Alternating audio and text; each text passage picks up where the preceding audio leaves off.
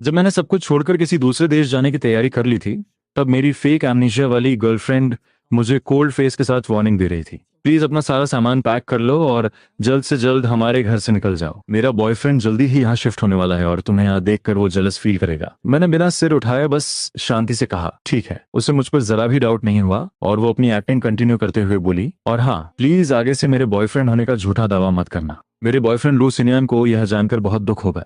मैं एक पल के लिए रुका और फिर आज्ञाकारी बनकर सिर हिला दिया। मैंने उसे कोई एक्सप्लेनेशन नहीं दिया। इस बार मैं अपना नाम बदलकर विदेश पढ़ने जा रहा हूँ। अब मेरे दिल में उसके लिए जरा भी लगाव नहीं बचेगा। वैसे भी उसे एक्टिंग करना पसंद है तो मैं भी उसके साथ एक्टिंग करूंगा। आखिरकार वो भी मुझसे छुटकारा पाना चाहती है, तो बेहतर है कि हम दोबारा कभी ना मिले। नाम बदलने का प्रोसीजर पूरा करके जब मैं बाहर निकला तो रात हो चुकी थी। मैंने एक टैक्सी रोकी और अपने फोन पर फ्लाइट टिकट सर्च करने लगा। हालांकि नाम बदलने की एप्लीकेशन सबमिट हो चुकी थी, लेकिन अप्रूवल में अभी भी 1 महीने का समय लगेगा। इसलिए मैंने सीधे अगले महीने की 1 तारीख की मेलबोर्न की फ्लाइट बुक कर ली। फिर मैंने स्टडी अब्रॉड एजेंसी को ऑफर एक्सेप्ट करने का मैसेज भेज दिया। वह रात मेरे पिछले 1 महीने की किसी भी रात से ज्यादा सुकून भरी थी। अगली सुबह मैं उठा और ब्रेकफास्ट किया। फिर मैंने सू मेंग्याओ से जुड़ी अपनी सारी चीजें साफ कर दी। उसके दिए हुए गिफ्ट्स, हमारे कपल क्लोथ्स और स्टूडेंट लाइफ के दौरान दिए गए सारे लव लेटर्स मैंने डस्टबिन में फेंक दिए। मैं अभी इन सब में बिजी ही था कि अचानक एक लिमिटेड एडिशन स्पोर्ट्स कार सड़क के किनारे आकर रुकी। मैंने आवाज सुनकर पीछे मुड़कर देखा तो सू मेंग्याओ थी। वो एक आदमी का हाथ पकड़े हुए बड़े क्षण से गाड़ी से उतरी। मुझे देखकर भी उसने नजरें नहीं चुराई। मैं जानता था कि वो बिना किसी हिचकिचाहट के ऐसा इसलिए कर रही है क्योंकि उसे पूरा यकीन है कि मैं उसकी एमनीजिया वाली हालत में की गई हर गलती को माफ कर दूंगा। शुरुआत से ही सू मेंग्याओ ने मुझे अपना बॉयफ्रेंड मानने से इनकार कर दिया था। उसने लोगों से मेरा सारा सामान भी विला से बाहर निकलवा दिया था। मुझे लगा था कि मुझे अब सड़क पर रहना पड़ेगा, लेकिन तभी मेरे पड़ोस वाले मकान मालिक ने मुझे कॉन्टैक्ट किया। उसने कहा कि वो विदेश जा रहा है और उसने मुझे सबसे कम प्राइस पर अपना घर रेंट पर दे दिया। उस समय मुझे लगा कि मेरी किस्मत अच्छी है, लेकिन अब समझ में आ रहा है कि यह सब भी उसी का रचा हुआ एक ड्रामा था। उसे डर था कि कहीं मैं सच में न चला जाऊं, इसलिए उसने मुझे रोकने के लिए यह तरीका अपनाया था। पिछले 1 महीने में मेरे साथ हुए इस धोखे को याद करके मुझे बस खुद पर हंसी आ रही थी। मुझे कोई परवाह नहीं थी कि आज वो कौन सा नया नाटक करने वाली है। मैंने मुड़कर आखिरी बॉक्स उठाया और उसे डस्टबिन में डाल दिया। तभी वहां से गुजर रही सू मेंग्याओ की नजर उन फेंकी हुई चीजों पर पड़ी और उसका चेहरा उतर गया। तुमने ये सारी चीजें क्यों फेंक दी? मैं उसकी तरफ एक ठंडी नजर से देखा और काम टोन में कहा, तुम्हारी तो याददाश्त चली गई थी ना, फिर तुम्हें ये सारी चीजें कैसे याद हैं? सू मेंग्याओ को तुरंत रियलाइज हुआ कि उसके मुंह से सच निकल गया है। उसने जल्दी से अपने फेशियल एक्सप्रेशंस बदले और अनजान बनने की एक्टिंग करते हुए बोली, मैं तो बस ऐसे ही पूछ रही थी। मुझे भला पुरानी बातें कैसे याद हो सकती हैं? अब तो मैं सिर्फ लू सिनियन को पसंद करती हूँ। आखिरकार जब नानजो में मेरा कार एक्सीडेंट हुआ था तो सिर्फ उसी ने मेरी देखभाल की थी। Car accident? यहाँ तक कि उसकी याददाश्त जाने का नाटक भी एक एक्टिंग है। कौन सा कार एक्सीडेंट? मेरे होठों पर एक हल्की सी मुस्कान आ गई। मैंने उस आदमी की तरफ देखा जिसने उसे पकड़ रखा था। उसकी आंखों में एक अजीब सा घमंड था। ये एक नया चेहरा था। शायद लू सिनिया इन दिनों सू मेंग्याओ का सबसे फेवरेट टाइम पास था, इसीलिए वो उसे इतने शान से यहाँ लाई थी। मैं अब उससे कोई फालतू बात नहीं करना चाहता था। मैंने बस हाँ कहा और मुड़कर विला के अंदर चला गया। मुझे बिना पीछे मुड़े जाते देख सू मेंग्याओ की आंखें फटी की फटी रह गईं। उसे लगा था कि किसी और को घर लाते देखकर मैं गुस्सा करूंगा या जेलस फील करूंगा, लेकिन मैं इतना शांत कैसे था? सू मेंग्याओ को लगा कि कुछ तो गड़बड़ है, लेकिन उसने मेरे पीछे आकर कोई एक्सप्लेनेशन नहीं दिया और मुझ दरवाजे के पीछे गायब होते हुए देखती रही। रात 8 बजे अचानक डोरबेल बजी। मैंने अपने हाथ से पैकिंग बैग नीचे रखा और दरवाजा खोलने गया। सामने वही आदमी था जिसे सू मेंग्याओ अभी अपने साथ लाई थी। उसने अपना हाथ उठाकर वेव किया। हालांकि उसके चेहरे पर एक स्माइल थी, लेकिन उसकी आंखों में कोई खुशी नहीं थी।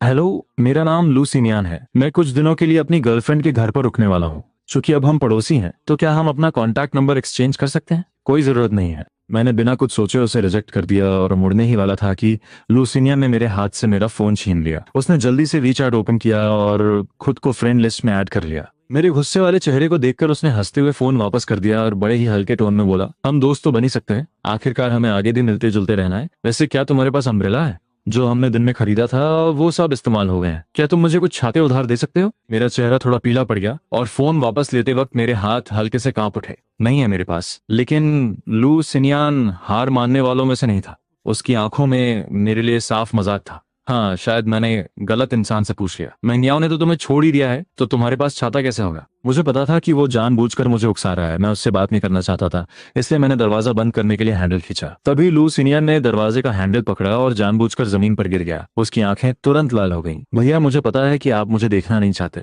मैं तो बस थोड़ा सा मसाला मांगने आया था ताकि मैं मैंगियाओ के लिए रात का खाना बना सकूं। अगर आप नहीं देना चाहते तो मत दीजिए, लेकिन आपने मुझ पर हाथ क्यों उठाया? लू सिनियान की इस अचानक की गई एक्टिंग को देखकर मेरा दिल जोर से धड़क उठा। इससे पहले कि मैं कुछ समझ पाता, मुझे नहीं पता सु मेंगियाओ कब सीढ़ियों से भागते हुए आई और उसने तुरंत उसे अपने पास सहारा देकर खड़ा कर लिया। उसने मेरी तरफ बड़ी ही ठंडी आंखों से देखा। उसके टोन में लू सिनियान के लिए गहरी चिंता थी। तुम्हारी लू सिनियान से कोई दुश्मनी नहीं है, फिर तुम बिना किसी बात के इतना तमाशा क्यों कर रहे हो?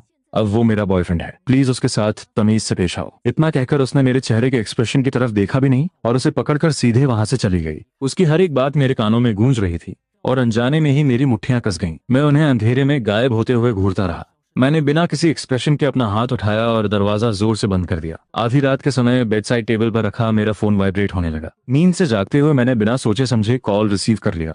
अगले ही पल स्क्रीन का इंटरफेस बदल गया। हिलते हुए कैमरा लेंस और उन घिनौने सीन्स को देखकर मेरी नींद पूरी तरह उड़ गई। मुझे जब ये समझ आया कि फोन के दूसरी तरफ मौजूद लोग क्या कर रहे हैं तो मैं किसी मूर्ति की तरह सुन्न पड़ गया। आखिरकार मैं खुद को रोक नहीं पाया और मैंने कॉल कट कर दी। मेरी नींद से भरी आंखों में अब लाल रंग के खून की लकीरें छा गई थीं। इसके बाद कुछ दिनों तक मैं घर से बाहर नहीं निकला। जब तक मेरे बेस्ट फ्रेंड की शादी का दिन नहीं आया तब तक मैंने खुद को संभाला और बाहर निकला। होटल पहुंचकर शादी शुरू होने से पहले मैंने अपना तैयार किया हुआ गिफ्ट उसे दे दिया। हम दोनों ने थोड़ी देर बात की। मेरे दोस्त ने मेरा हाथ पकड़ा और कहा, शियान, मैंने सु मेंगियाओ को भी इनविटेशन कार्ड भेजा था, उसने आने के लिए हाँ भी कर दी है। थोड़ी देर बाद तुम जाकर उसे रिसीव कर लेना। उसके साथ ज्यादा से ज्यादा बात करना, क्या पता उसे तुम्हारे प्रपोजल का सीन याद आ जाए और उसकी मेमोरी वापस आ जाए। मैं कुछ देर के लिए शांत रहा और फिर अपना सिर ना में हिला दिया। मेरे चेहरे से गायब होती मुस्कान को देखकर मेरे दोस्त की आंखों में चिंता साफ दिखाई दे रही थी। क्या हुआ? क्या तुम अब और कोशिश नहीं करना चाहते? मैं जवाब देने ही वाला था कि तभी मैंने देखा कि सु मेंगियाओ लू सीनियन के साथ दरवाजे पर खड़ी है। मेरे दोस्त ने भी उसी तरफ देखा। उन दोनों को एक दूसरे की बाहों में बाहें डाले देखकर मेरे दोस्त का चेहरा गुस्से से लाल हो गया। वो उन्हें सबक सिखाने के लिए आगे बढ़ा, लेकिन मैंने तुरंत उसे रोक लिया।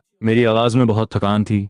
रहने दो, बस कुछ दिनों की बात है, फिर सब हमेशा के लिए खत्म हो जाएगा। मेरा दोस्त मेरी बात का मतलब नहीं समझ पाया। वो मुझसे कुछ पूछने ही वाला था कि तभी बेस्ट मैन वहां आ गया। शादी बस शुरू ही होने वाली थी। मैंने बड़ी मुश्किल से अपने दोस्त को समझा बुझाकर स्टेज पर भेजा। हॉल में बज रही वेडिंग मार्च की धुन को सुनकर मैंने एक गहरी सांस ली और मेन हॉल में वापस आ गया। सभी गेस्ट अपनी सीटों पर बैठ चुके थे। सिर्फ सु मेंगियाओ के बगल वाली सीट खाली थी। थोड़ी देर हिचकिचाने के बाद मैं वहां जाकर बैठ गया। शादी के पूरे फंक्शन के दौरान लू सीनियन लगातार सु मेंगियाओ से चिपका रहा। वो उससे खाना परोसने की जिद कर रहा था और सु मेंगियाओ उसकी हर बात मान रही थी।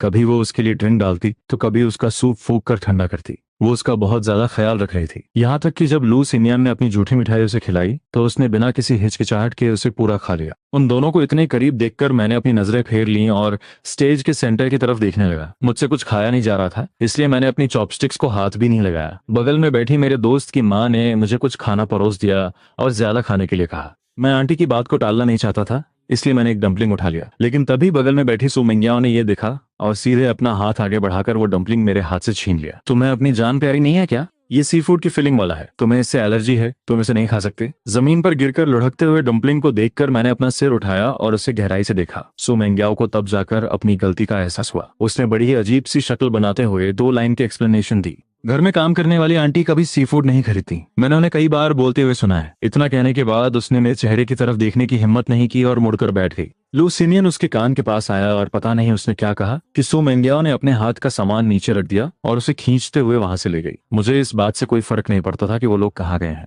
बोके टॉस की रस्म खत्म होने के बाद मैं वॉशरूम जाने के लिए उठा। जैसे ही मैं दरवाजे तक पहुंचा मुझे अंदर से कुछ अजीब सी आवाजें सुनाई दी। मेरे कदम वहीं रुक गए और मेरी सांसें थम गईं। कुछ मिनटों की शांति के बाद सबसे अंदर वाले क्यूबिकल से एक बहुत ही सॉफ्ट मेल आवाज आई। तुम इतनी वाइल्ड कैसे हो सकती हो? शादी में आई हो और ऐसे कपड़े पहनकर, क्या तुम्हें पसंद नहीं है? इस सवाल के बाद एक हल्की सी हंसी गूंजी। बेशक मुझे पसंद है। मैंने अपना सिर उठाया और ऊपर लगे साइन बोर्ड को देखा। मेरी उंगलियां मेरी हथेली में गहराई तक गिर चुकी थीं। कॉरिडोर में लगातार कदमों की आवाजें आ रही थीं। वॉशरूम में अब फिर से शांति छा गई थी। मैंने आखिरी बार उस बंद दरवाजे वाले क्यूबिकल की तरफ देखा। मेरी आंखें लाल हो चुकी थीं और फिर मैं मुड़कर वहां से चला गया। शादी खत्म होने के बाद अपने दोस्त को बाय बोलकर जैसे ही मैं एलिवेटर से नीचे उतरा मुझे सड़क पर वही जानी पहचानी स्पोर्ट्स कार खड़ी दिखाई दी। मैंने उसे अनदेखा कर दिया और टैक्सी रोकने के लिए आगे बढ़ा। तभी पता नहीं लू सिनियान कहां से आ गया और उसने मेरा हाथ पकड़ लिया। मेंगियाओ को कंपनी में कुछ काम था तो वो पहले चली गई और गाड़ी मेरे लिए छोड़ गई। हम दोनों पास ही रहते हैं तो चलो मैं तुम्हें ड्रॉप कर देता हूँ। मैंने बिना कुछ सोचे उसे रिजेक्ट कर दिया, लेकिन लू सिनियन ने मेरी एक ना सुनी और मुझे जबरदस्ती धक्का देकर पैसेंजर सीट पर बैठा दिया। उसने दरवाजा लॉक किया और गाड़ी स्टार्ट कर दी। वो बहुत तेज गाड़ी चला रहा था, इसलिए मुझे मजबूरी में अपनी सीट बेल्ट बांधनी पड़ी। पूरे रास्ते लू सिनियन ने नॉर्मल बातचीत का बहाना बनाकर मुझे ताना मारना जारी रखा। तुम्हें पहले से ही पता था ना कि मेंग्याओ अपनी याददाश्त जाने का नाटक कर रही है। तुम्हारी इतनी हिम्मत कैसे हुई कि तुमने उसे सच बताने की कोशिश नहीं की? मैं उसकी तरफ एक ठंडी नजर से देखा और काम टोन में कहा, इससे तुम्हारा कोई लेना देना नहीं है। मेरा इससे लेना देना कैसे नहीं है? मैं भी तो मेंग्याओ के बगल में खड़े होकर प्राउडली उसका फियांस बनना चाहता हूँ। हालांकि अभी उसका ऐसा कोई इरादा नहीं है, लेकिन तुम भी जानते हो कि उसे मेरी बॉडी कितनी पसंद है।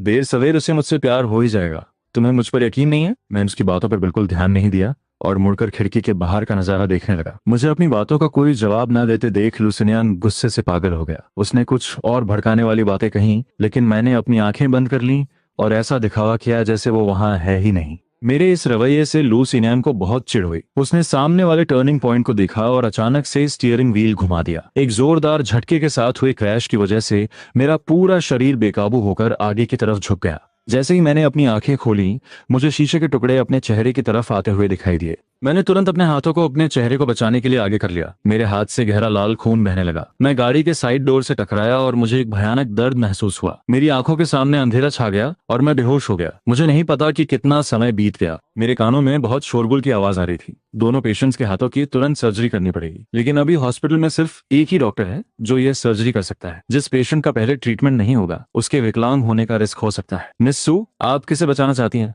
ये सुनकर मैंने खुद को थोड़ा होश में लाने की कोशिश की और बड़ी मुश्किल से मेरे गले से दो शब्द निकले, मेरे हाथ मेरे लिए बहुत जरूरी हैं। मेरे हाथ में कोई प्रॉब्लम नहीं होनी चाहिए। उस गरम छोटे से हाथ ने जो मेरे बाएं हाथ को पकड़े हुए था, आवाज सुनकर तुरंत मेरी पकड़ छोड़ दी। जैसे ही मैंने आंखें खोली, मैंने सू मेंग्याओ के चेहरे पर एक पल के लिए घबराहट देखी। उसने अपना हाथ लू सिनियन के कंधे पर रखा और भारी आवाज में बोली, पहले लू सिनियन को बचाओ। मुझे नहीं पता कितना समय और बीत गया। अंधेरे में लगातार डूबते हुए आखिरकार मुझे थोड़ा होश आया। शायद ये एनेस्थीसिया का असर था कि मैं अपनी आंखें नहीं खोल पा रहा था, लेकिन मुझे अपने आसपास कुछ हलचल सुनाई दे रही थी। दो लोग आपस में बात कर रहे थे और उनकी आवाज बहुत जानी पहचानी लग रही थी। मेंग्याओ दीदी, तुमने इतना बड़ा तमाशा खड़ा कर दिया, अब तुम इसे कैसे संभालोगी? गु शियान के लिए उसके हाथ उसकी जान से भी ज्यादा प्यारे हैं और तुमने पहले लू सिनियन को बचाने का फैसला किया। क्या तुम गु शियान को मार डालना चाहती हो? मैं भला शियान को क्यों मारना चाहूंगी? वो तो बस इत्तेफाक था कि वो उस वक्त होश में आ गया। अगर मैं पहले उसे बचाने के लिए मान जाती तो मेरे फेक एमनीशिया का नाटक सबके सामने जाता। बस 20 दिन और बाकी हैं। मैं बस कुछ दिन और मजे करना चाहती थी। मैं शियान को कुछ नहीं होने दूंगी। ये कोई छोटी बात नहीं है।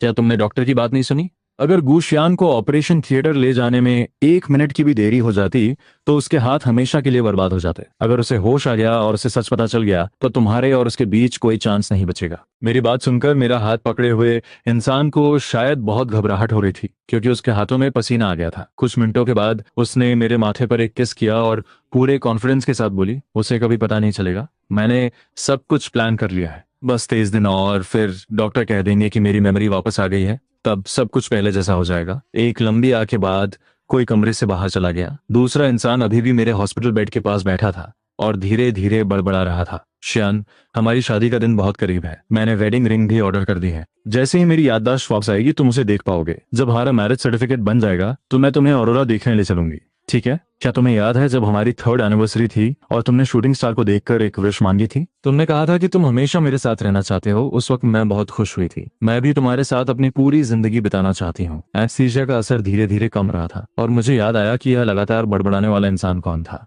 ये मेरी फियांस सू मेंग्याओ थी। वो मेरी बहुत फिक्र कर रही थी। हर आधे घंटे में वो डॉक्टर को बुलाकर मेरी कंडीशन चेक करवाती। वो बहुत प्यार से मुझे पानी पिलाती और मेरे ब्लैंकेट को ठीक करती। वो एक पल के लिए भी मेरे पास से नहीं हटी। लेकिन जैसे ही मुझे पूरी तरह से होश आया, मुझ पर लुटाया गया उसका सारा प्यार किसी लहर की तरह पीछे हट गया। उसे मुझसे आंखें चुराकर वार्ड से बाहर जाते हुए देखकर मेरी आंखों में एक ताना सा आ गया। मैंने अपना फोन उठाकर टाइम देखा, तब मुझे पता चला कि मैं 3 दिनों से बेहोश था। मेरे मैसेजेस में अभी भी सिर्फ एड्स और फोन बिल के नोटिफिकेशंस थे। मैं बस मन ही मन प्रार्थना कर रहा था कि मेरा नाम बदलने का प्रोसेस जल्दी से पूरा हो जाए। इसके बाद काफी लंबे समय तक सू मेंग्याओ मुझसे मिलने नहीं आई, लेकिन लू सिनियन मुझे हर रोज बहुत सारे मैसेजेस भेजता था, जिनमें वो मुझे भड़काने वाली बातें और अपने रोमांस की फोटोज भेजता था। मैंने उनमें से एक भी मैसेज ओपन नहीं किया और सीधा DND मोड पर सेट कर दिया। कुछ दिनों बाद मेरा हॉस्पिटल से डिस्चार्ज हो गया। जैसे ही मैं हॉस्पिटल के गेट पर पहुंचा, मेरी मुलाकात यूनिवर्सिटी की एक सीनियर से हुई जो कभी मुझे पसंद करती थी। हम दोनों ने थोड़ी देर बातचीत की। मैं अभी उससे खुशी खुशी बात कर ही रहा था कि पता नहीं सू मेंग्याओ कहाँ से आ गई और उसने मेरा हाथ खींच लिया। उसका चेहरा गुस्से से लाल हो रहा था। उसने मेरी तरफ बड़ी ही शक वाली नजरों से देखा और जलन भरे टोन में बोली, तुम्हें उसके इतने करीब जाने की परमिशन किसने दी? मैंने अपना हाथ छुड़ाया और उसे एक ताना मारते हुए कहा, क्या तुम्हारी याददाश्त नहीं चली गई थी? क्या तुमने मुझे अपना बॉयफ्रेंड मानने से इनकार नहीं कर दिया था? मुझे जिससे बात करनी होगी मैं करूंगा, तुम्हें मुझे कंट्रोल करने का कोई हक नहीं है। इतना कहकर मुझे कोई परवाह नहीं थी कि उसका क्या रिएक्शन होगा। मैंने एक टैक्सी रोकी और वहां से चला गया। मेरे शब्दों ने सू मेंग्याओ को पूरी तरह से चुप करा दिया था। वो मुझे जाते हुए देखने के अलावा कुछ नहीं कर सकी। कुछ समय तक रेस्ट करने के बाद मैं धीरे धीरे रिकवर होने लगा। खाली समय में मैंने अपने खर्चों का हिसाब लगाया तो पता चला कि मुझे पैसों की जरूरत है। तभी मेरे एक पुराने कस्टमर ने मुझे एक बड़े क्लाइंट से मिलवाया। मैं वैसे भी फ्री था तो मैंने वो प्रोजेक्ट ले लिया, लेकिन जब मैं लोकेशन पर पहुंचा तो मुझे पता चला कि वो एक बर्थडे पार्टी थी। सू मेंग्याओ को लू सिन्यान का हाथ पकड़े हुए देखकर मैं पूरी तरह से हैरान रह गया। मेरे दिल में कुछ बुरा होने का एहसास होने लगा, लेकिन मैं एडवांस पेमेंट ले चुका था, इसलिए मुझे अपनी फीलिंग्स को दबाकर अपना कैमरा निकालना पड़ा। मुझे देखकर लू सिन्यान ने तुरंत अपनी टाई ठीक की और मुस्कुराते हुए मेरे पास आया। माफ करना, मैंने तुम्हें परेशान किया। फोटोज थोड़ी लो एंगल से लेना और ब्राइटनेस भी थोड़ी कम रखना। जब मैं स्टेज पर जाऊं तो कैमरा थोड़ा जूम इन कर लेना। उसकी इन सारी डिमांड्स को मानकर मैंने सैकड़ों फोटोज खींची, लेकिन लू सिन्यान को एक भी फोटो पसंद नहीं आई और वो मुझे दोबारा फोटोज खींचने के लिए फोर्स करने लगा। मैंने बहुत पेशेंस के साथ 3-4 बार दोबारा फोटोज खींची, जिससे मेरी चोटिल कलाई में फिर से दर्द होने लगा। लू सिन्यान ने मेरी तरफ देखा और मजाक उड़ाते हुए कहा, ये तुमने कैसी फोटोज खींची हैं? गुशियान, तुम तो बहुत बड़े फोटोग्राफर माने जाते हो, लेकिन ऐसा लगता है कि तुम उतने भी अच्छे नहीं हो जितना लोग कहते हैं। चलो पहले वाली फोटोज यूज कर लेते हैं, कम से कम उनमें से कुछ तो देखने लायक हैं। आसपास के लोग भी मुझ छिपाकर मेरी इस हालत पर हंसने लगे। मैंने अपनी सुन्न पड़ चुकी टांगों को थोड़ा और खड़ा हो गया। उस समय लू सिन्यान और भी ज्यादा घमंडी हो गया था। वो सू मेंग्याओ के पास गया, पीछे मुड़ा और मेरी तरफ हाथ हिलाया। मेरी नजरें एक जगह टिक गईं, लेकिन मैं जल्द ही अपने नॉर्मल कोल्ड एक्सप्रेशन में वापस आ गया। मैंने अपना कैमरा उठाया, लेंस को उन दोनों की तरफ पॉइंट किया और शटर बटन दबा दिया। लू सिन्यान ने बहुत सारे पोज दिए और आखिर में उसने सू मेंग्याओ को किस किया। उसी पल पूरी पार्टी खुशी से झूम उठी और सब चिल्लाने लगे,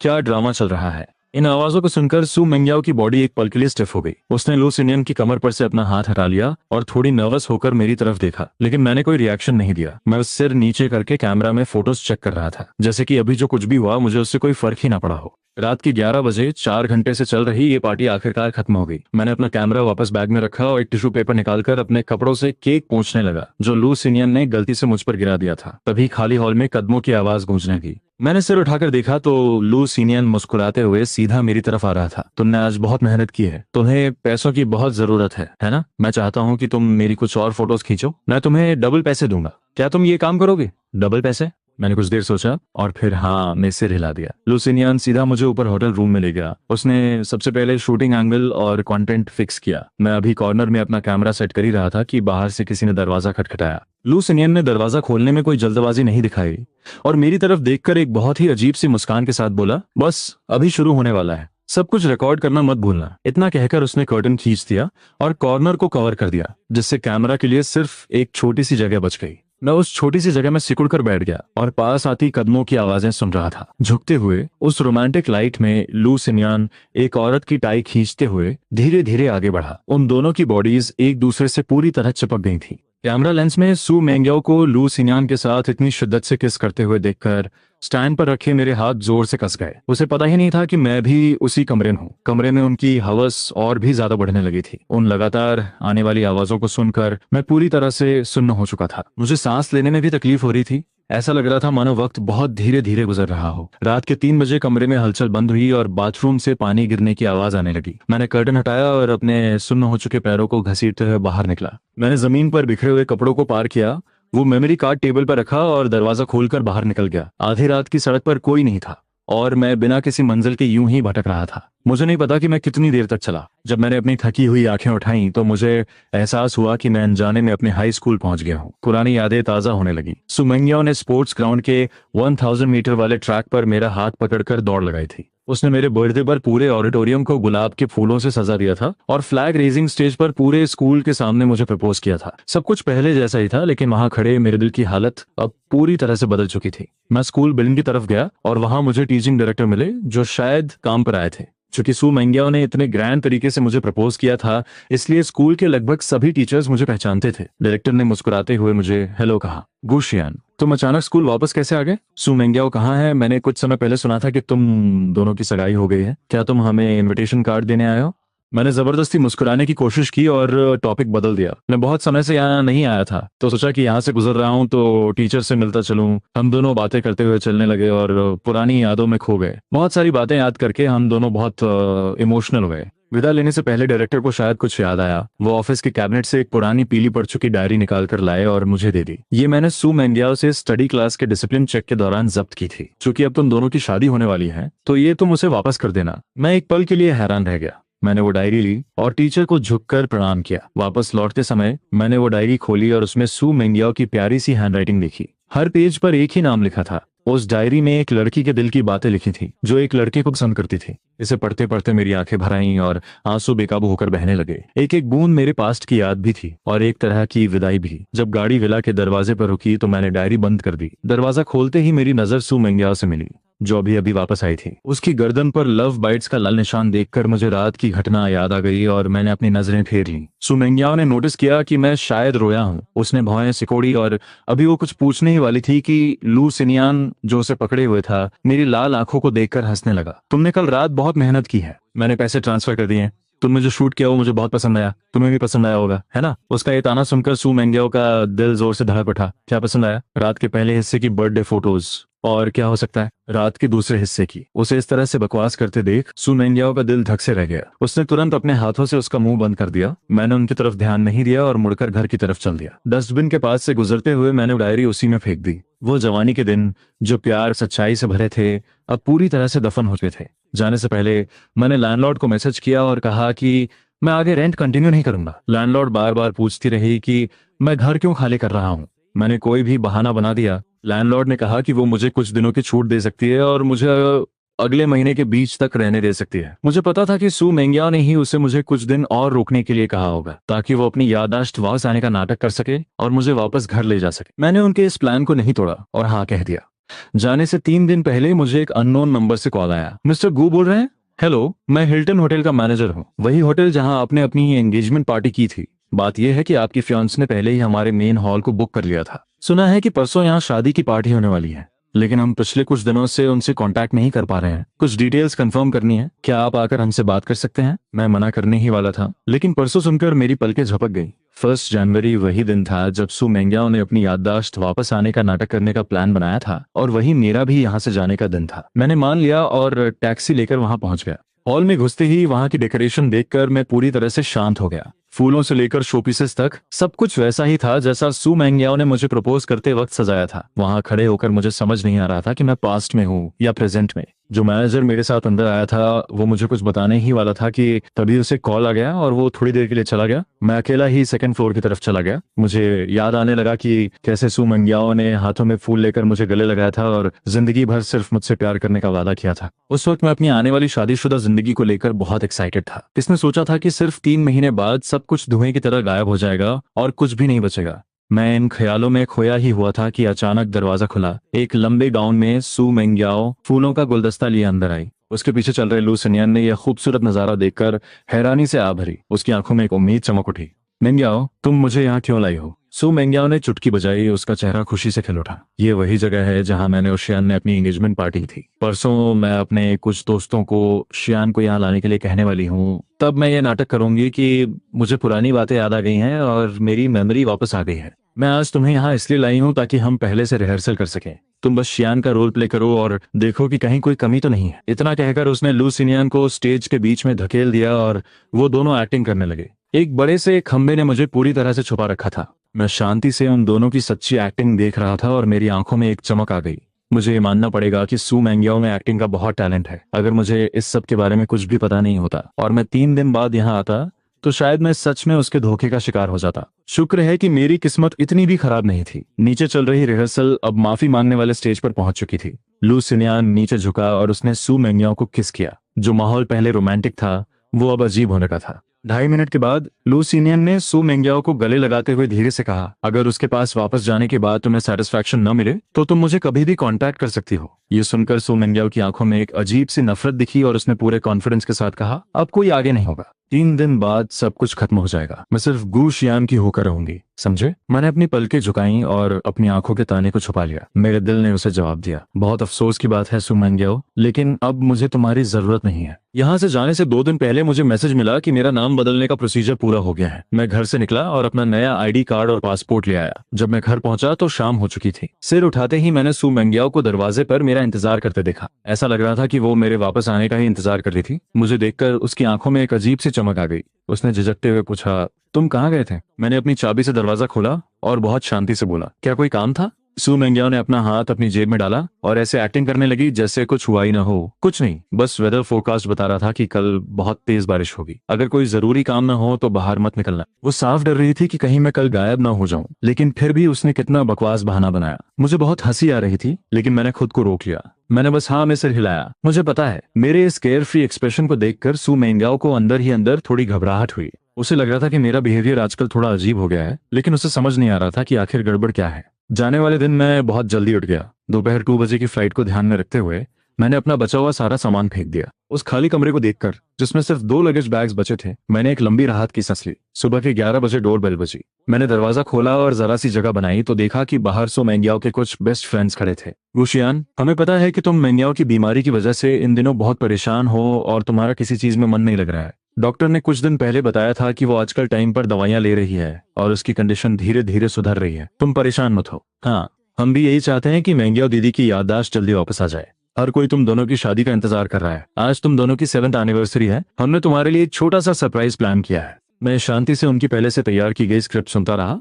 और फिर बड़े आराम से पूछा, कैसा सरप्राइज? तुम्हारे साथ चलो, तुम्हें खुद पता चल जाएगा। मैं अभी जवाब देने ही वाला था कि उनमें से एक का फोन बज उठा। 1 मिनट बाद उनका प्लान बदल गया। गुशियान, एक छोटी सी प्रॉब्लम हो गई है। सरप्राइज के लिए थोड़ा वेट करना पड़ेगा। तुम अपना काम खत्म कर लो, हम तुम्हें रात में लेने आएंगे। इतना कहकर वो सब बारिश में ही वहां से चले गए। उनकी गाड़ी को बारिश में गायब होते देखकर मैं पीछे मुड़ा और लगेज नीचे ले आया। 10 मिनट बाद दरवाजे पर टैक्सी आकर थी। ड्राइवर ने मेरा लगेज रखा और हम निकल गए। मैंने विला को छोड़ दिया। जब मैं पड़ोस के घर के दरवाजे पर खड़ी गाड़ी के पास से गुजरा तो मुझे अंदर से कुछ अजीब सी आवाजें सुनाई दी। मैंने मुड़कर उस स्पोर्ट्स कार को देखा जो तेजी से हिल रही थी। मेरा दिल भारी हो गया और मैंने जल्दी से पैसेंजर सीट की तरफ कदम बढ़ाए। शाम के 5 बज रहे थे।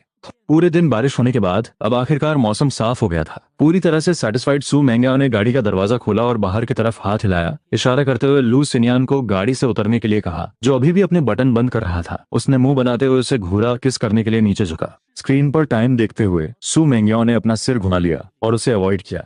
उसने बहुत ही सुस्त आवाज में कहा, रुक जाओ। सू मेंग्याओ ने उसकी बात काटते हुए एक बॉसी टोन में कहा, शुरुआत से ही मैंने तुम्हें बता दिया था कि हम सिर्फ 2 महीने का एक गेम खेल रहे हैं। अब टाइम खत्म हो चुका है, तुम्हें यहाँ से जाना होगा। उसका ये कोल्ड रवैया देखकर लू सिनियन को ना चाहते हुए भी गाड़ी से उतरना पड़ा। सू मेंग्याओ ने गाड़ी का शीशा खोला और एक्सेलरेटर दबा दिया। हवा ने गाड़ी के अंदर की सारी हवस को उड़ा दिया। नेविगेशन स्क्रीन पर कम होती दूरी को देखकर उसके चेहरे पर एक हल्की सी मुस्कान आ गई। गाड़ी हिल्टन होटल के बाहर रुकने के बाद वो मेन हॉल की तरफ जाने के बजाय सीधा ऊपर चली गई। दोपहर के इस ड्रामा की वजह से उसके कपड़े बहुत सिकुड़ गए थे। उसे उन्हें ठीक करने की जरूरत थी। बाथरूम में जाने से पहले उसने अपनी सहेलियों को फोन किया और उन्हें कुछ इंस्ट्रक्शंस दिए। दूसरी तरफ के लोग एक साथ हंसने लगे। मेंग्याओ दीदी, आप चिंता मत करो, सुबह गुशियान ने आने के लिए हाँ कर दी थी। हमसे लेने के लिए रास्ते में ही है। हाँ, आपको तो ये सोचना चाहिए कि आपको बाद में एक्टिंग कैसे करनी है। ये कोई आसान काम नहीं है। तुम लोगों ने 2 महीने से एक्टिंग की है और जरा सी भी गड़बड़ नहीं हुई। तुम किस बात से डर रही हो? गुशियान मेंग्याओ दीदी से बहुत प्यार करता है, वो पक्का शक नहीं करेगा। सू मेंग्याओ उनकी ये फालतू बातें नहीं सुनना चाहती थी। उसने हंसते हुए उन्हें कुछ सुनाया और फोन सोफा पर फेंक दिया। आधे घंटे बाद जब वो अपने बाल पोंछते हुए बाहर आई तो उसने देखा कि उसका फोन लगातार बज रहा है। उसने स्क्रीन ऑन की और 20 से ज्यादा मिस्ड कॉल्स देखकर उसकी धड़कनें तेज हो गईं। अपनी घबराहट को दबाते हुए उसने कॉल रिसीव किया। इतनी बार फोन क्यों कर रही हो? क्या हुआ? मेंग्याओ दीदी, हम 10 मिनट से ज्यादा टाइम से विला का दरवाजा खटखटा रहे हैं। गुशियान बाहर नहीं आया। वो मैसेजेस का रिप्लाई नहीं दे रहा है और उसका फोन भी स्विच ऑफ है। अब हम क्या करें? वो कांटेक्ट में ही नहीं है। सू मेंग्याओ ने अपनी भौहें सिकोड़ी। उसका सारा अच्छा मूड खराब हो गया था। शायद वो सो गया होगा। तुम लोग मेरे घर जाओ, पापा से स्पेयर की लो और अंदर जाकर देखो। सहेलियों ने हाँ में जवाब दिया। सू मेंग्याओ ने अपना सिर दबाया और साफ कपड़े पहनते हुए रात की प्लान के बारे में सोचने लगी। तैयार होने के बाद वो अपना सामान लेकर नीचे गई। होटल मैनेजर ने उसे देखते ही गर्मजोशी से उसका स्वागत किया। मिस सू, कृपया डेकोरेशन देख लीजिए। अगर कुछ पसंद नहीं आया तो हम तुरंत चेंज कर देंगे। सू मेंग्याओ ने एक नजर डाली और संतुष्ट होकर सिर हिलाया। बुरा नहीं है। तारीफ सुनकर मैनेजर की खुशी का ठिकाना नहीं रहा। मिस सू, मुझे खुशी है कि आपको ये पसंद आया। सच कहूं तो इसे बिल्कुल वैसा ही सजाने के लिए आपके फियांस को भी धन्यवाद देना चाहिए। कुछ दिन पहले मैं कुछ चीजों की पोजीशन भूल गया था, तो मैंने उन्हें यहाँ बुला लिया था। फियांक, ये शब्द सुनकर सू मेंग्याओ के चेहरे के एक्सप्रेशंस गायब हो गए। उसने घूरते हुए गुस्से से पूछा, तुम्हें किसने उसे कांटेक्ट करने की परमिशन दी? ये उसके लिए एक सरप्राइज था, क्या तुम्हें नहीं पता था? उसे गुस्सा होते देख मैनेजर डर गया और हकलाते हुए बोला, मैं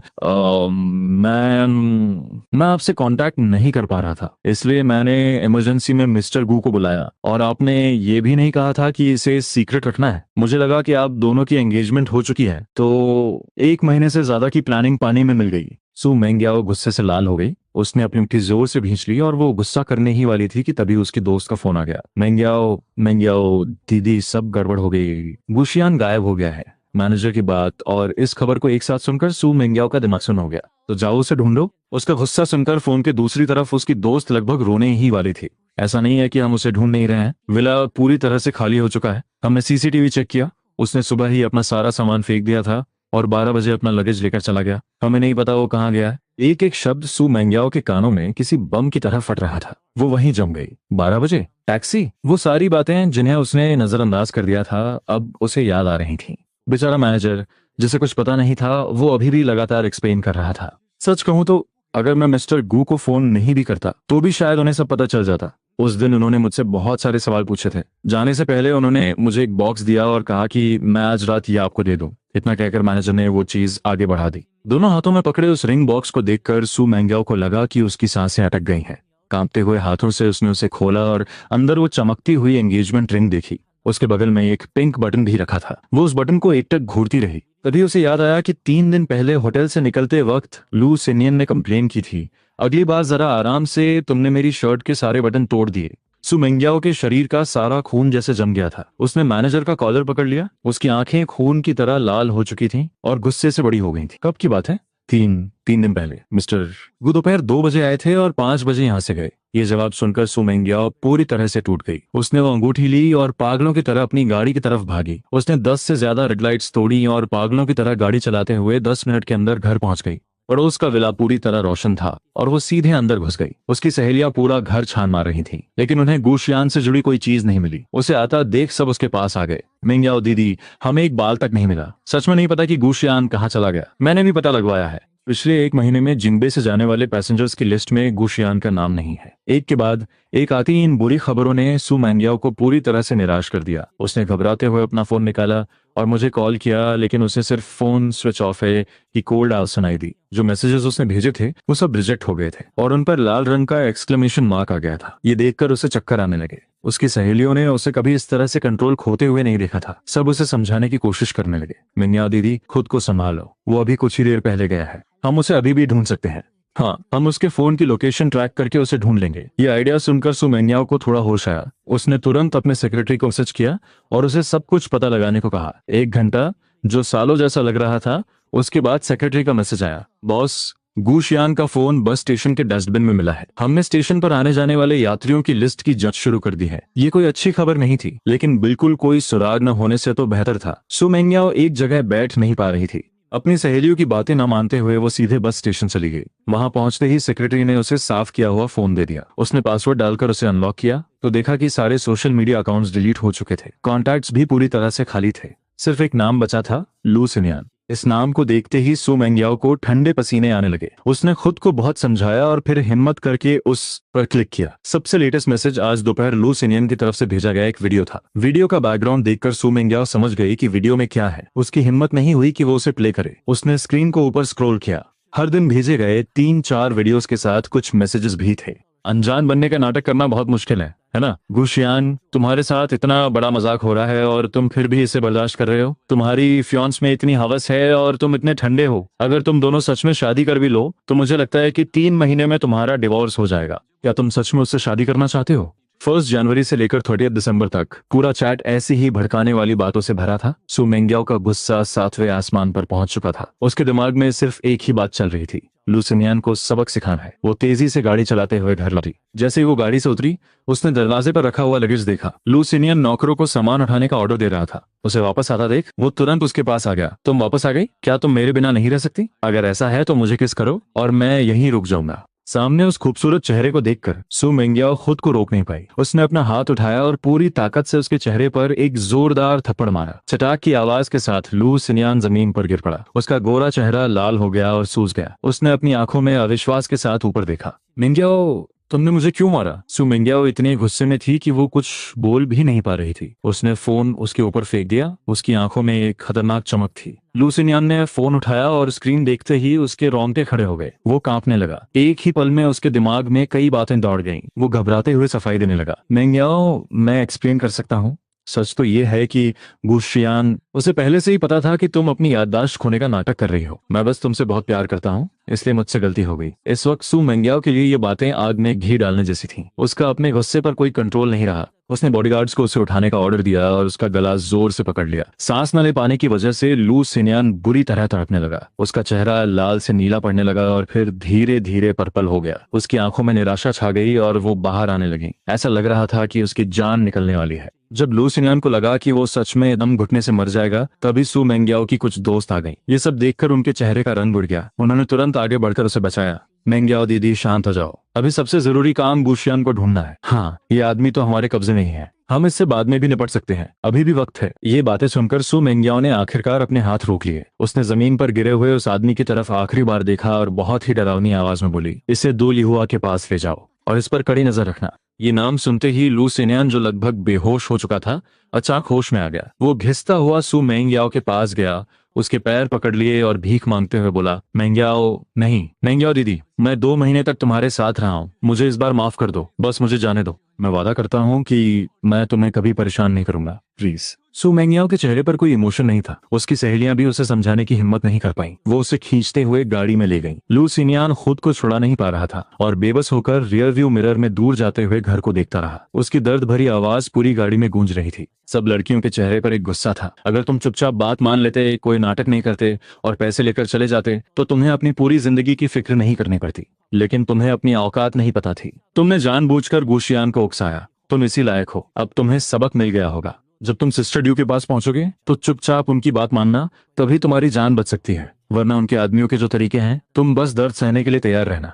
जब मेरी फ्लाइट मेलबोर्न में लैंड हुई, तब आधी रात हो चुकी थी। मैंने पहले से बुक किए हुए होटल में एक रात आराम किया। अगले दिन मैं अपना लगेज लेकर उस अपार्टमेंट में गया जो मैंने पहले से अरेंज कर रखा था। अगले कुछ दिनों में मैंने रोजमर्रा की जरूरत का बहुत सारा सामान खरीदा। वो खाली कमरा धीरे धीरे भर गया। मैं अपना सामान पैक कर रहा था और साथ ही अपने रूममेट से कांटेक्ट में था, जो कुछ दिनों बाद आने वाला था। धीरे धीरे मैं यहाँ की जिंदगी में ढल गया। चूंकि मुझे खाना बनाना अच्छा आता था, इसलिए मैं बहुत जल्दी इंटरनेशनल स्टूडेंट्स के ग्रुप में शामिल हो गया और पड़ोस के 2 लड़कों के साथ मेरी अच्छी दोस्ती हो गई। वो मुझे अपने साथ शॉपिंग पर ले जाते, आसपास के रेस्टोरेंट्स के बारे में बताते और लोकल टूरिस्ट स्पॉट्स घुमाते। कुछ ही दिनों में मेरी अच्छी फोटोग्राफी स्किल्स को मेरे नए दोस्तों ने भी पसंद किया और मैं लोकल फोटोग्राफी क्लब का हिस्सा बन गया। मेलबर्न आए हुए मुझे 10 दिन हो गए थे और मैंने अपना पहला फोटोग्राफी प्रोजेक्ट पूरा कर लिया था। मैंने अपने अकाउंट में आए $300 को देखा और मुझे बहुत सेटिस्फैक्शन हुआ। अगली सुबह मेरा नया रूममेट जाओ यू भी आ गया। बहुत जल्द वो मेरा एक अच्छा दोस्त बन गया। समय बीतता गया और यूनिवर्सिटी खुलने का समय आ गया। यूनिवर्सिटी शुरू होने से एक दिन पहले मैंने खुद खाना बनाया और अपने नए दोस्तों को डिनर पर बुलाया। 1 महीने तक साथ रहने के बाद हम सबके बीच अच्छी बॉन्डिंग हो गई थी।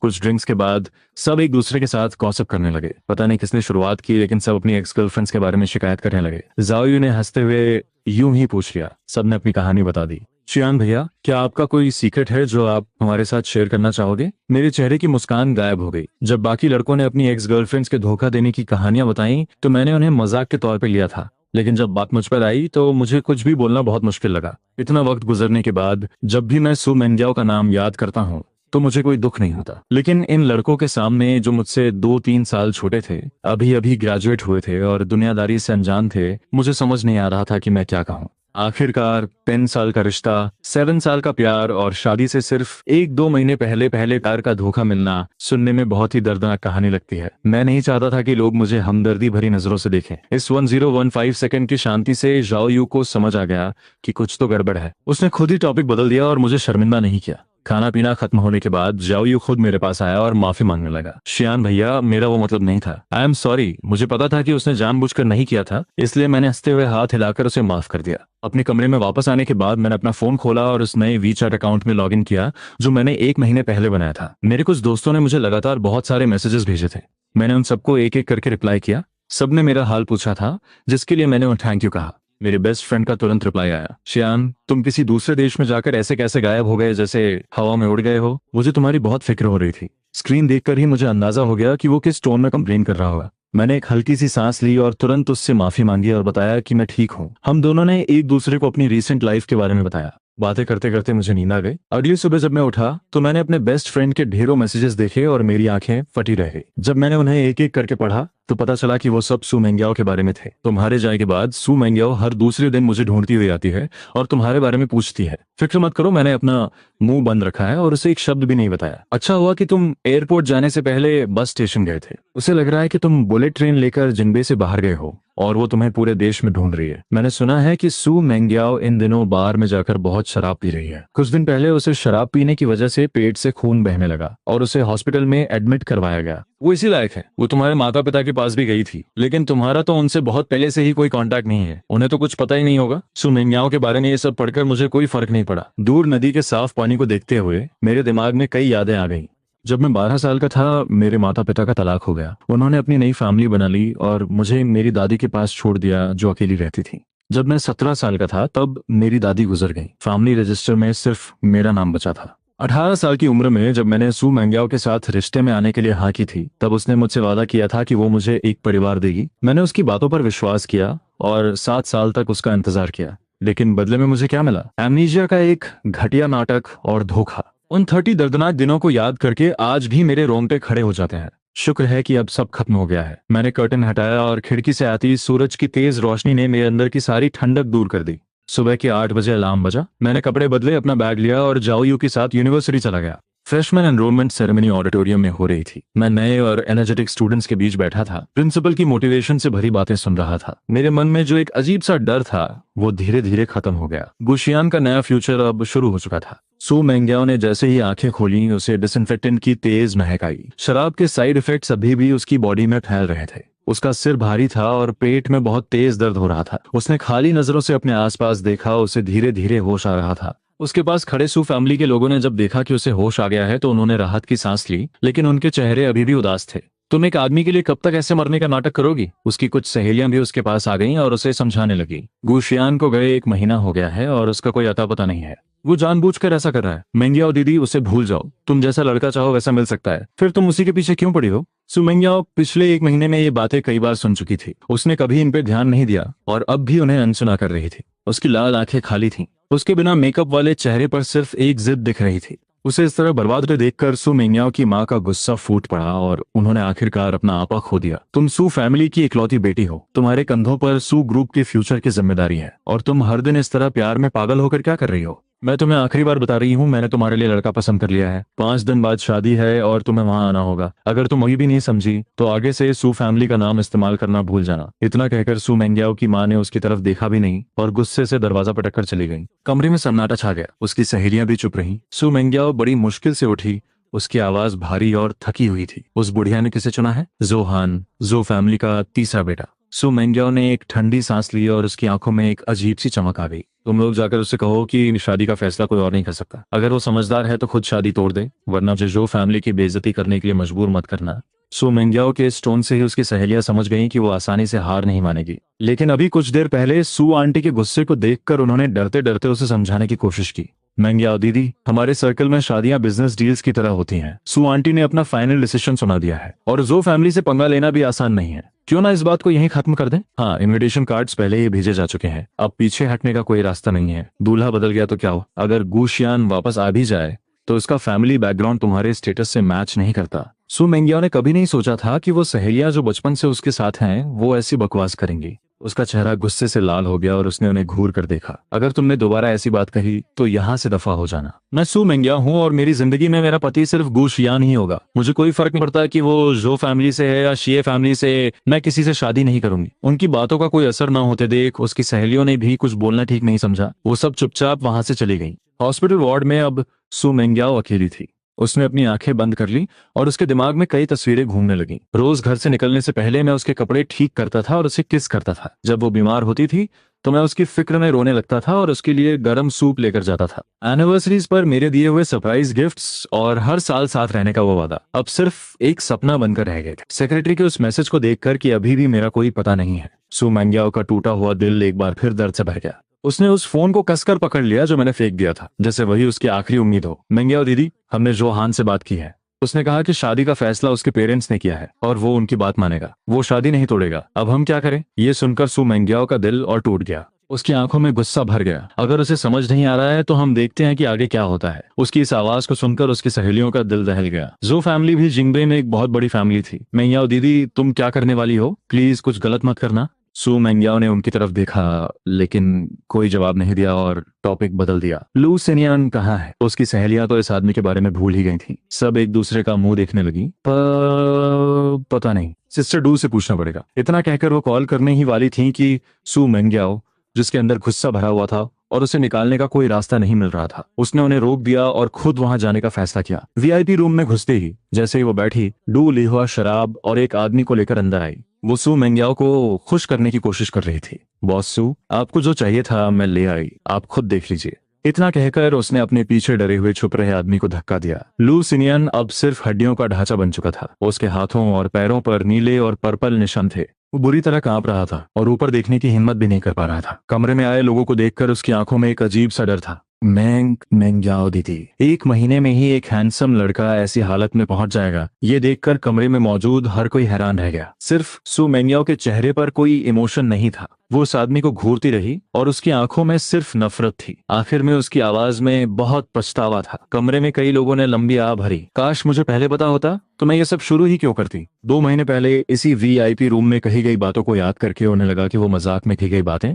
अब सच हो गई थी। सेकंड मिस शहन ने अपने प्यार को पाने के लिए जो कुछ भी किया उसका कोई असर नहीं हुआ और गुशियान ऐसे गायब हो गया जैसे वो कभी था ही नहीं। इस 1 महीने में उसकी सहेलियों ने उसे ढूंढने के लिए अपने सारे कॉन्टैक्ट्स का इस्तेमाल किया। उन्होंने हर वो जगह छान मारी जहां वो हो सकता था, लेकिन कुछ पता नहीं चला। कोई इंसान इतने बड़े सर्च ऑपरेशन से कैसे बच सकता है और अपना कोई सुराग कैसे नहीं छोड़ता? ये सवाल उन सबके दिमाग में घूम रहा था। यूनिवर्सिटी शुरू हुए 1 हफ्ता हो गया था और मैं कैंपस के माहौल में ढल रहा था। रोज सुबह उठकर क्लासेस अटेंड करना और क्लासमेट्स के साथ असाइनमेंट्स डिस्कस करना, खाली समय में दोस्तों के साथ घूमना फिरना और पार्टी करना। अगर पहले मेरी जिंदगी से समंदर में आ रहे तूफान की तरह थी तो अब ये शांत पानी की तरह हो गई थी। मैं इस शांति को एंजॉय कर रहा था। मेरा शरीर और दिमाग दोनों रिलैक्स हो गए थे। शनिवार की दोपहर को मैं और जाओयू पार्क में वॉक करने गए। वापस आकर मैंने देखा कि वी चैट पर मैसेजेस की बाढ़ आई हुई है। मेरे कई दोस्तों ने मुझे एक ही लिंक फॉरवर्ड किया था। उस लिंक को खोलते ही मुझे सू मैंग्याओ और गुशियान के नाम दिखाई दिए। जब मैंने उस शादी का पूरा वीडियो देखा तो मैं कुछ बोल ही नहीं पाया।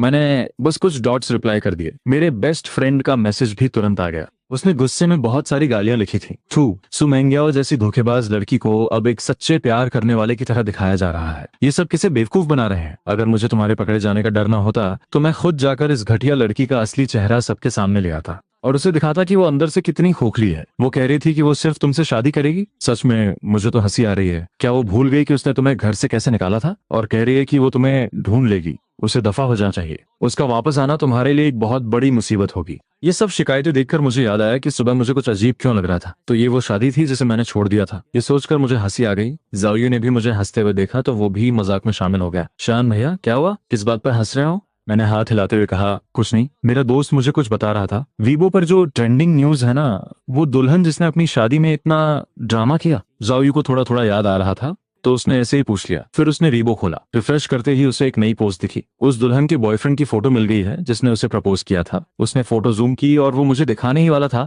कि उस पुरानी आईडी फोटो को देखकर वो चौंक गया। वो उस फोटो को काफी देर तक घूरता रहा और फिर उसने मेरी तरफ देखा। मुझे लगा कि वो मुझे देख रहा है तो मैं सिर उठाकर उसकी तरफ देखा। क्या हुआ? थोड़ा हिचकिचाने के बाद जाओयू ने सच बताने का फैसला किया। शियान भैया, लोकल मीडिया ने उस लड़के की फोटो ढूंढ निकाली है जिसे वो दुल्हन प्रपोज कर रही थी। वो बिल्कुल आपके जैसा दिखता है। क्या आप उसे जानते हैं? मेरी चेहरे की मुस्कान गायब हो गई। अब मुझे समझ आया कि सू मैंग्याओ ने इतना बड़ा तमाशा क्यों किया था। वो सिर्फ मुझे ढूंढना चाहती थी। मेरे दिल में एक अजीब सी फीलिंग आई। मैंने जाओयू के हाथ में फोन स्क्रीन देखी और भौहें सिकोड़ी।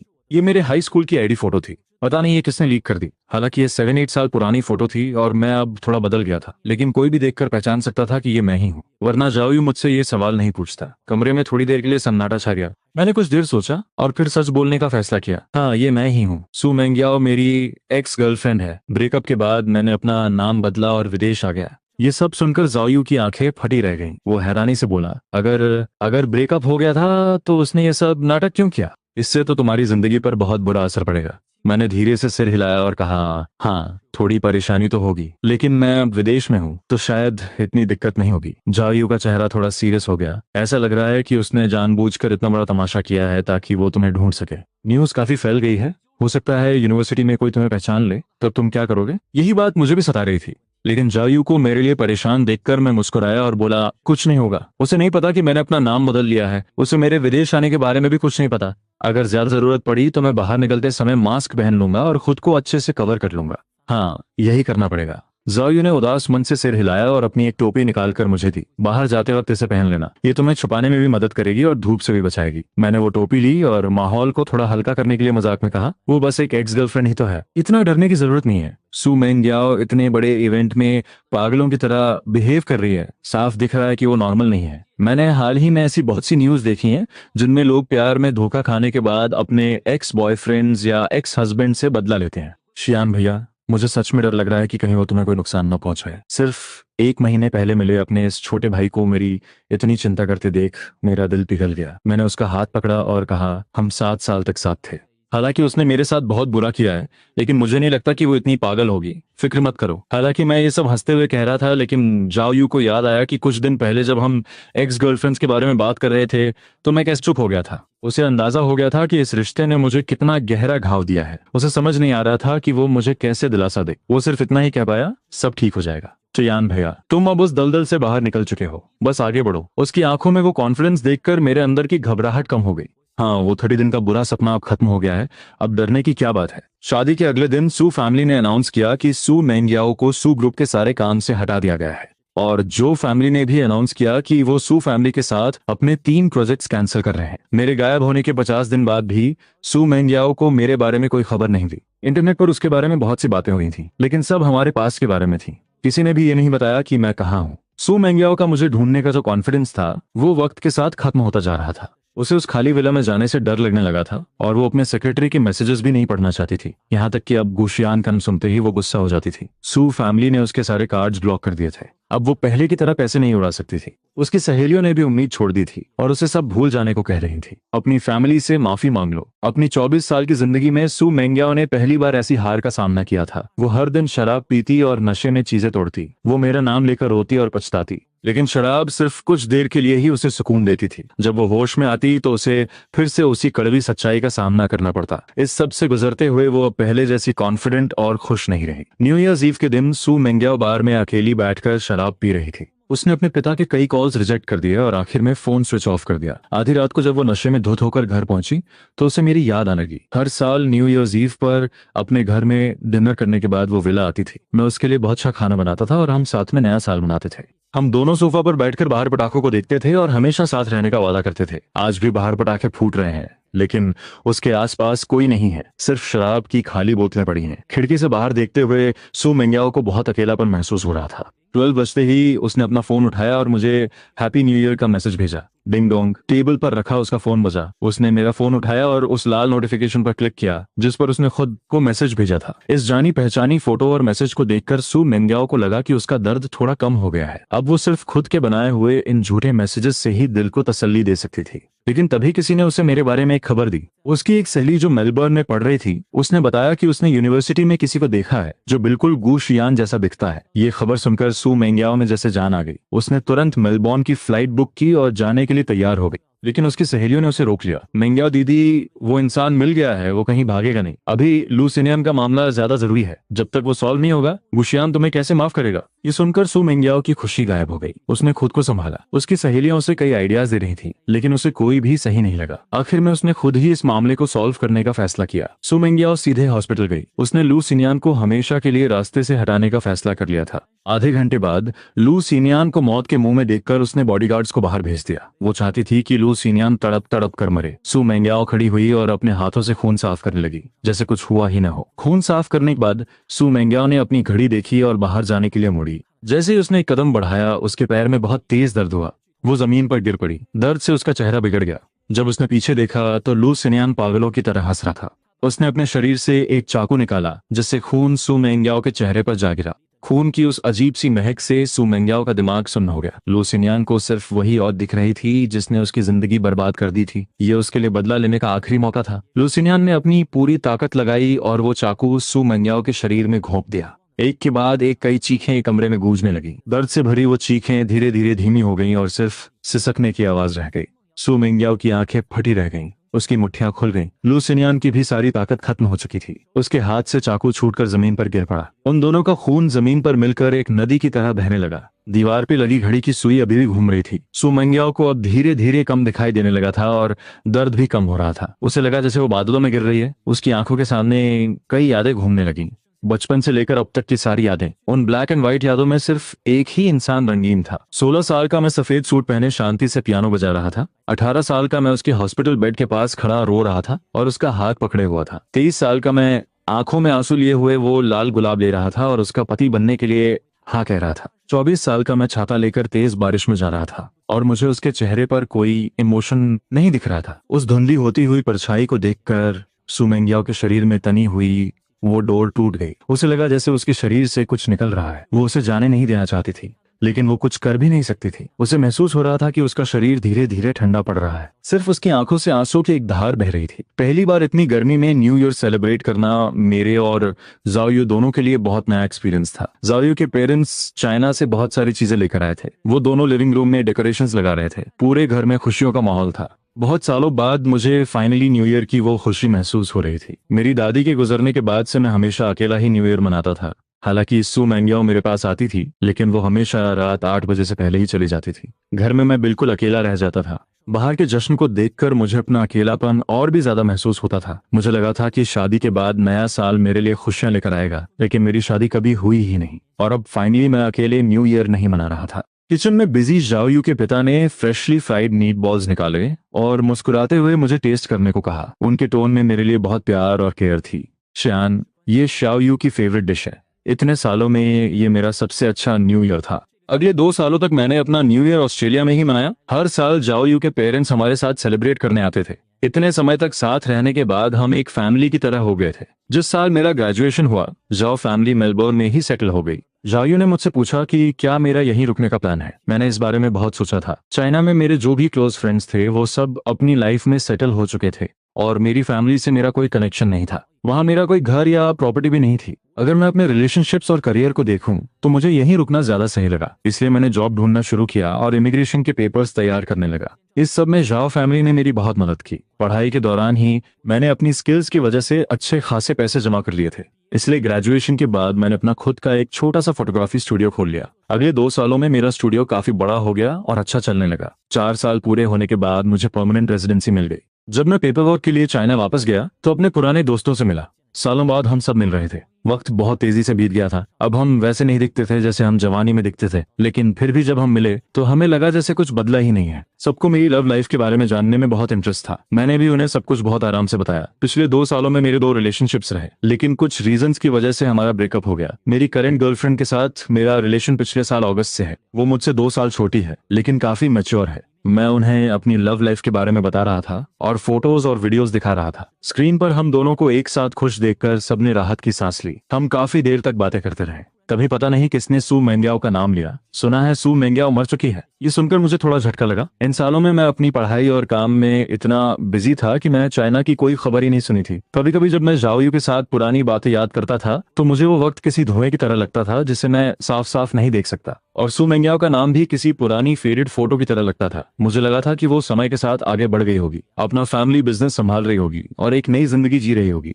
मुझे नहीं पता था कि वो मर चुकी है। कमरे में एक पल के लिए सन्नाटा छा गया। सब मेरा रिएक्शन देख रहे थे। मुझे सिर्फ शॉक देखकर सब रिलैक्स हो गए और फिर से बातें करने लगे। हाँ, मैंने भी ये खबर सुनी थी श्यान। मैं तुम्हें बताना चाहता था, लेकिन फिर मुझे लगा कि तुम अब मूव ऑन कर चुके हो। तो मैं ये दुखद बात तुम्हें क्यों बताऊं? इसमें दुखी होने वाली क्या बात है? मैंने सुना है कि उसने उस लू नाम के आदमी को बहुत टॉर्चर किया था और उसी ने बदला लेने के लिए उसे मार दिया। उसे उसके किए की सजा मिली। इतने लंबे समय के बाद मुझे उस आदमी का नाम भी याद नहीं आ रहा था। मुझे सिर्फ उस कार एक्सीडेंट की याद थी जिसने मेरी जिंदगी लगभग बर्बाद कर दी थी।